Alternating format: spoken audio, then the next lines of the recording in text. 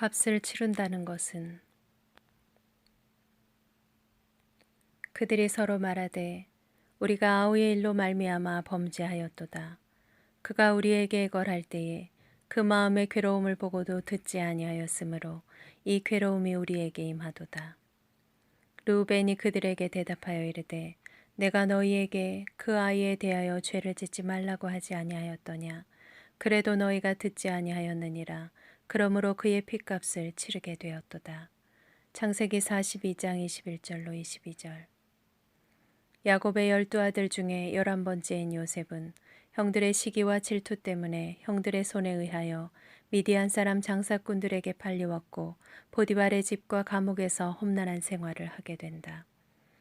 결국 그는 애굽의 총리가 되었고 형들은 요셉을 대면한 자리에서 이러한 고백을 하게 된다. 값을 치룬다는 것은 우리는 자신이 원하든 원하지 않든 각자에게 맡겨진 책임이 있다.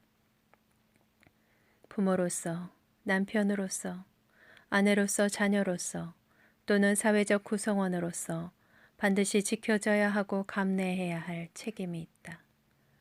주어진 책임에 대하여 최선을 다하지 않았을 때 혹은 잘못된 방법으로 책임을 회피하였을 때 반드시 보응의 값을 치르게 된다.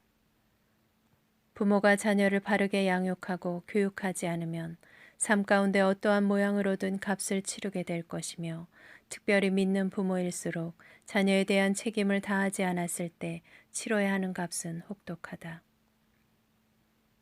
엘리 제사장이 아들들과 함께 멸망한 사실을 기억하라.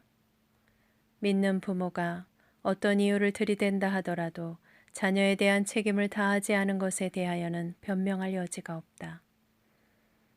남편이 가장으로서 아내를 사랑하지 않고 가족을 돌보지 않고 적절한 부양을 하지 않았다면 그에 대한 값을 치르게 될 것이며 아내가 남편을 위하여 헌신하지 않고 자녀를 돌보지 않으며 가정을 위하여 희생하지 않는다면 그에 대한 값을 치르게 될 것이다. 자녀가 부모에게 순종하지 않고 부모를 봉양하지 않는다면 그에 대한 값을 치르게 될 것이다. 총선을 앞두고 나는 매우 마음이 착잡하다. 우리 믿음의 선조들은 밤낮 엎드려 나라와 민족을 위하여 기도하였으며 그들의 눈물과 땀과 생명이 녹아진 기도로 인하여 일제의 탄압과 공산주의자들의 공격 가운데서도 민주주의를 지켜내고 한강의 기적을 일구어냈다. 그런데 고난을 모르는 후대 신앙인들은 번영 신학을 받아들여 당뇨에, 고혈압에, 동맥경화까지 걸린 비만교회를 추구하고 만사형통의 축복지향적 신앙을 최선으로 하여 은밀히 침투한 작은 여우들을 잡을 생각조차 하지 못하고 온갖 악한 사상들과 죄악된 풍토가 교회 안에 들어오는 것을 막지 못하였다. 그 결과로 김일성에게 충성을 맹세하는 자들이 국회의원이 되겠다고 나서고 6.25 전쟁을 북침이라 우기는 자들이 나라를 다스리겠다고 난리들이다. 나라 곳곳에서 국민을 선동하여 잘못된 감정을 격동시키고 불신과 혼란을 야기시키며 역사마저 왜곡시키는 자들이 정권을 잡으면 이 나라가 어찌 되겠는가. 그들은 고스란히 김정은 손에 이 나라를 팔아먹을 것이다. 그리고 그때가 되면 나라를 위하여 기도하지 못하고 나라를 위하여 울지 못한 대한민국의 모든 그리스도인들이 생명과 피로써 혹독한 죗값을 치룰 것이다. 7일 후에 여호와의 말씀이 내게 임하여 이르시되 인자야 내가 너를 이스라엘 족속의 파수꾼으로 세웠으니 너는 내 입의 말을 듣고 나를 대신하여 그들을 깨우치라. 가령 내가 악인에게 말하기를 너는 꼭 죽으리라 할 때에 내가 깨우치지 아니하거나 말로 악인에게 일러서 그의 악한 길을 떠나 생명을 구원하게 하지 아니하면 그 악인은 그의 죄악 중에서 죽으려니와 내가 그의 핏값을 네 손에서 찾을 것이고 내가 악인을 깨우치되 그가 그의 악한 마음과 악한 행위에서 돌이키지 아니하면 그는 그의 죄악 중에서 죽으려니와 너는 내 생명을 보존하리라. 또 의인이 그의 공의에서 돌이켜 악을 행할 때에는 이미 행한 그의 공의는 기억할 바 아니라 내가 그 앞에 거치는 것을 두면 그가 죽을지니 이는 내가 그를 깨우치지 않음이니라. 그는 그의 죄 중에서 죽으려니와 그의 핏값은 내가 내 손에서 찾으리라. 그러나 내가 그 의인을 깨우쳐 범죄하지 아니하게 하므로 그가 범죄하지 아니하면 정녕 살리니 이는 깨우침을 받음이며 너도 내 영혼을 보존하리라. 에스겔 3장 16절로 21절. 누가 이 나라의 파수꾼인가? 믿는 자며 성도며 그리스도인이 아니겠는가? 또한 사역자들이며 목사들이며 직분자들이며 교사들이 아니겠는가? 성도들이 여호와의 말씀을 듣지도 깨닫지도 못하므로 악인과 의인들을 가르쳐 악한 길을 가지 아니하도록 인도하지 못하고 있는 현실이다. 그 값을 반드시 치르게 될 것이다. 너희를 인도하는 자들에게 순종하고 복종하라. 그들은 너희 영혼을 위하여 경성하기를 자신들이 청산할 자인 것 같이 하느니라. 히브리서 13장 17절.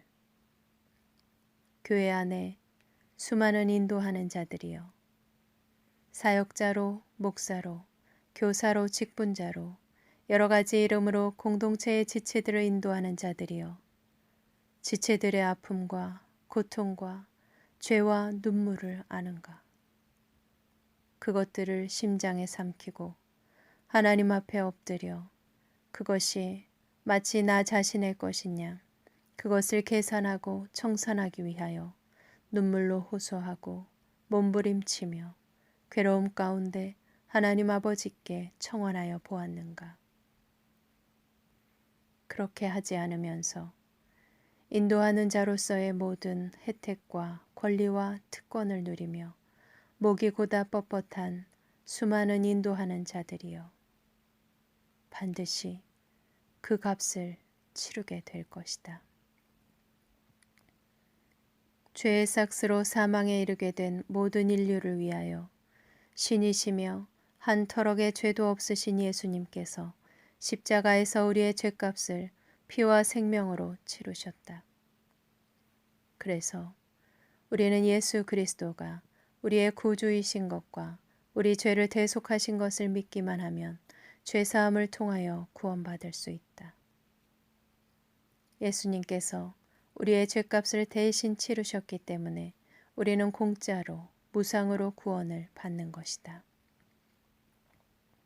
그러나 주님의 구원의 핏값을 거부하는 자들은 자신의 죄값을 반드시 자신이 치루어야 한다.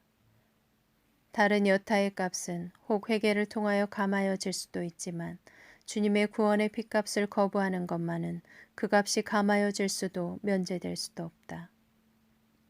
반드시 자기 자신이 그 값, 즉 자신의 죄값을 치러야 하고 영혼의 사망인 지옥에서 살았으나 산 것이 아닌 영원한 고통의 값을 반드시 치르게 될 것이다.